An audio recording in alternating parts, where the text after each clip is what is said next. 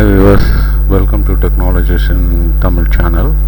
இன்னைக்கு வீடியோவில் என்ன பார்க்க போகிறோம் அப்படின்னா பென்ட்ரைவ் வந்து ரைட் ப்ராடக்டில் இருக்குது, அதனால் ஃபார்மேட் பண்ண முடியலை அப்படின்ற எரரை வந்து எப்படி சரி பண்ணுறது அப்படின்றத நம்ம பார்க்க போகிறோம். ஸோ ஃபர்ஸ்ட் ஆஃப் ஆல் நம்ம வந்து பென்ட்ரைவை நம்ம இன்சர்ட் பண்ணிட்டோம். இன்சர்ட் பண்ணனால நம்மளுக்கு வந்து இங்கே இது காட்டுது செக்ஷனை.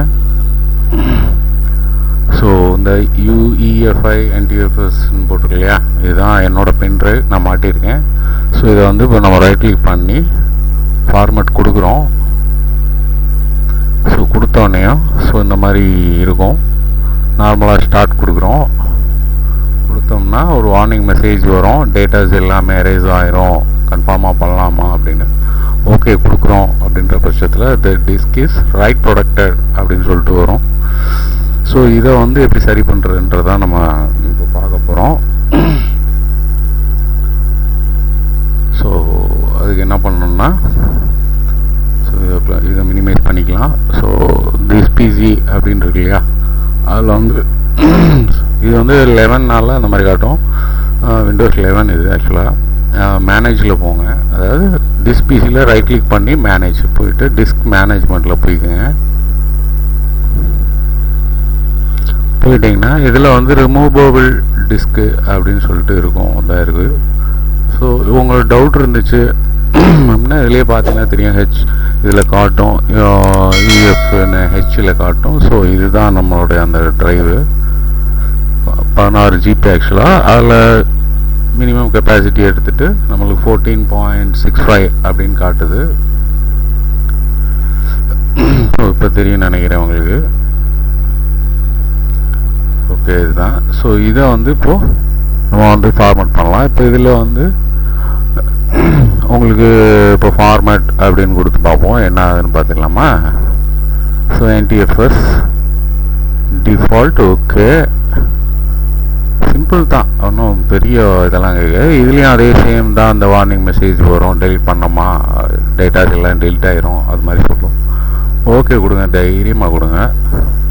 ஸோ இப்போ வந்து பார்த்தீங்கன்னா கெட்டிங் ஃபார்மேட்டிங் அப்படின்னு ஆகிட்டு இருக்கு.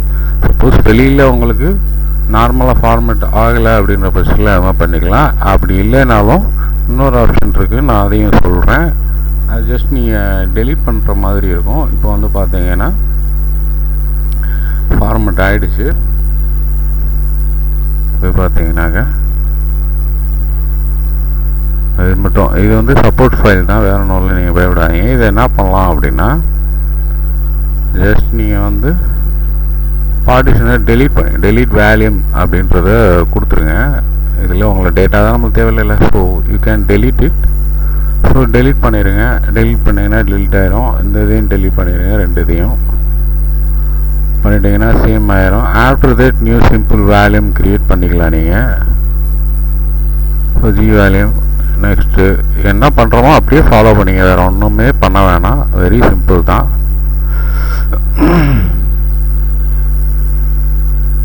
டிஃபால்ட் வேல்யூவே கொடுத்துருங்க, அதுதான் பெஸ்ட்டு. இது பார்த்தீங்கன்னா நியூ வால்யூம்னு நேமும் கிரியேட் ஆகிடும். ஸோ இப்போ பார்த்தீங்க அப்படின்னாக்கா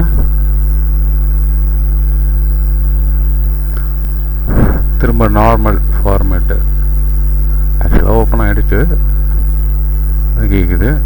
ஸோ டிஃபால்ட் அப்படின்னு டிஃபால்ட் கொடுத்துட்டு ஃபேட் 32.